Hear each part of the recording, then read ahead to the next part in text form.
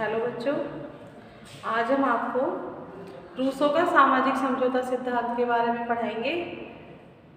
तो इससे पहले हम जान लें रूसो का सामाजिक समझौता सिद्धांत, जिसमें मानव स्वभाव, प्राकृतिक अवस्था और उनका सामाजिक समझौता, आलोचना और महत्व। रूसो का सामाजिक समझौता सिद्धांत इतनी चीज़ों में बटा हुआ है।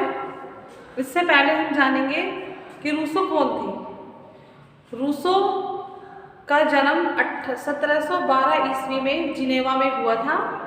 रूसो का प्रारंभिक जीवन बहुत ही ज़्यादा अव्यवस्थित था, जिसका प्रभाव उनके विचारों पर पड़ा। रूसो ने 1762 में प्रकाशित अपनी पुस्तक द सोशल कॉन्ट्रैक्ट में सामाजिक समझौते सिद्धांत की व्याख्या की। रूसो व्यक्तिगत संपत्ति को सभी बुराइयों की जननी बताता है। रूसो के सामाजिक समझौता सिद्धांत की व्याख्या इस प्रकार है। मानव स्वभाव।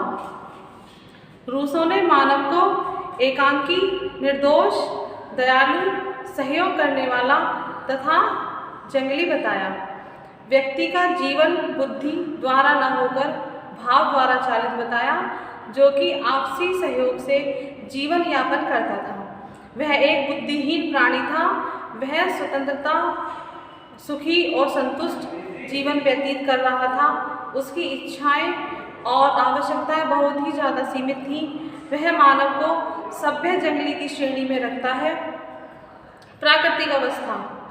रूसो कहता है कि इस अवस्था में मनुष्य न तो नैतिक था और न ही अनैतिक। वह सभ्य जंगली की तरह अपना जीवन बिताता है, लेकिन समझौते के विकास, भौतिक संसाधनों के विकास की वजह से संपत्ति के उदय के साथ प्राकृतिक अवस्था दूषित हो गई। उसमें अनेक बुराइयां उत्पन्न हो गई। संपत्ति के समाज में प्रवेश करने से समाज में ईर्ष्या, संघर्ष, हिंसा को जन्म दिया। इसी समय परिवार, निजी संपत्ति, कानूनी संस्थाओं का उदय हुआ, जिसके कारण इस प्राकृतिक अवस्था में बुराइयां बढ़ती गईं। अब सामाजिक समझौता सिद्धांत को समझेंगे।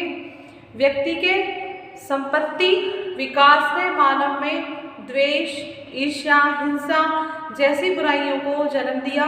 यह बुराई धीरे धीरे बढ़ती हुई अराजकता में बदल गई। इस युद्ध, संघर्ष, हिंसा को समाप्त करने के लिए लोगों ने आपस में एक समझौता कर समाज की स्थापना का निर्णय लिया, जिसमें व्यक्ति अपनी स्वतंत्रता का त्याग करके प्रभु सत्ता की स्थापना करता है।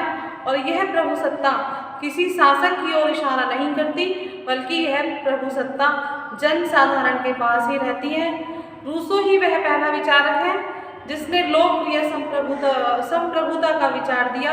वह कहता है कि इस समझौतों में मनुष्य अपनी व्यक्तिगत स्थिति के हिसाब से अपने अपने प्राकृतिक अधिकारों का त्याग करके अपने सामूहिक स्वरूप को सारी सत्ता सौंप देते हैं। इस समझौते के द्वारा किसी का कष्ट उसका निजी कष्ट न होकर संपूर्ण समाज का कष्ट हो जाता है। राज्य के अंदर प्रत्येक व्यक्ति प्रभु सत्ता में बराबर का हिस्सेदार होगा। अब इनकी आलोचना के बारे में हम आपको बताएंगे। इनकी आलोचना, इस समझौते की आलोचना क्यों हुई? नंबर 1, प्राकृतिक अवस्था का विवरण विरोधाभासी है। व्यक्ति की स्वतंत्रता विरोधी विचारधारा है। सामान्य इच्छा नियंत्रण मुक्त एवं स्वेच्छाचारी है। प्राकृतिक अवस्था का विवरण काल्पनिक है और जो है अस्पष्ट एवं जटिल सिद्धांत है ये।